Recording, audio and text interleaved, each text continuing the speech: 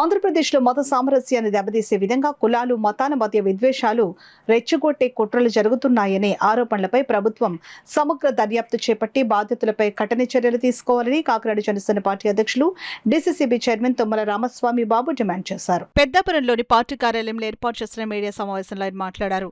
ఈ సమావేశంలో రాష్ట్ర ఎస్సీ కార్పొరేషన్ డైరెక్టర్ దానం లాజరబాబు, జిల్లా కార్యదర్శి పిట్టా జానకి రామారావు, నాయకులు పొలమరిశెట్టి సత్యబాబు, శెట్టి శ్రీనివాస్, ఓబులశెట్టి గన్ని, కటారి శ్రీను, పెంకె వెంకటలక్ష్మి, త్రివరగిరి చంద్రముఖి తదితరులు పాల్గొన్నారు. నువ్వు ప్రజాక్షేత్రంలో ఆ 25 కోట్ల రూపాయలు నీకు ఏ విధంగా నువ్వు సంపాదించావో, ఏ విధంగా అవినీతి చేసావో నువ్వు ప్రజలకు తెలియజేయవలసినటువంటి అవసరం ఉంది. నీ నోటితో నువ్వే 25 కోట్ల రూపాయలు జగన్ నీళ్ళు గద్దె దింపడానికి ఖర్చు పెట్టారని చెప్పావు.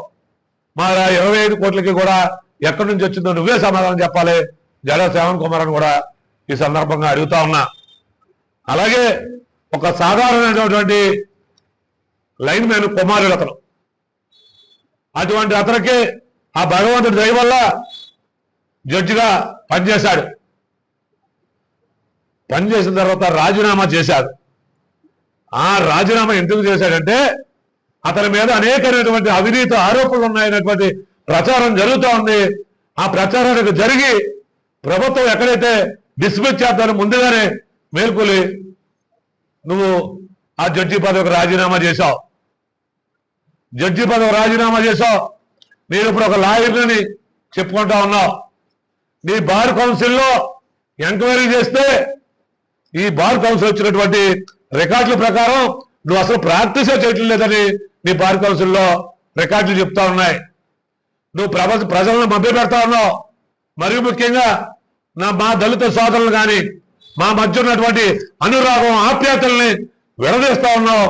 మా మధ్య అల్లర్లు సృష్టించడానికి నువ్వు కుట్ర పన్నుతా ఉన్నావు జడా శ్రావణ్ అనేటువంటిది ఈ సందర్భంగా తెలియజేసుకుంటూ, అలాగే ప్రకాష్ రాజు, ఈ ప్రకాష్ రాజు మీద అనేకమైనటువంటి ఆరోపణలు ఉన్నాయి.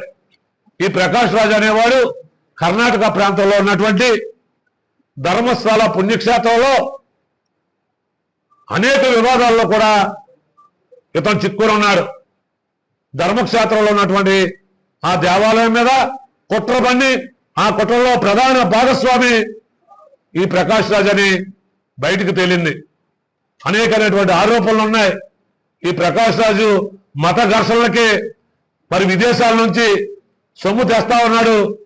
ఈ సొమ్ముల్ని ఇక్కడ ఉన్నటువంటి జడా శ్రావణ్లోకి ఇలాంటి ఈ ప్రశ్న రావణ్ లాంటి వాళ్ళకి ఈ రాక్షస జాతికి సంబంధించినటువంటి ఇటువంటి వారికి మళ్ళీ దీన్ని మొత్తం మా దళితులను ఎలాగంటున్నారంటారు. మా దళితుల సోదరులను కాదు, ఈ రాక్షసత్వం ఉన్నటువంటి వారిని మేము ప్రశ్నిస్తా ఉన్నాం.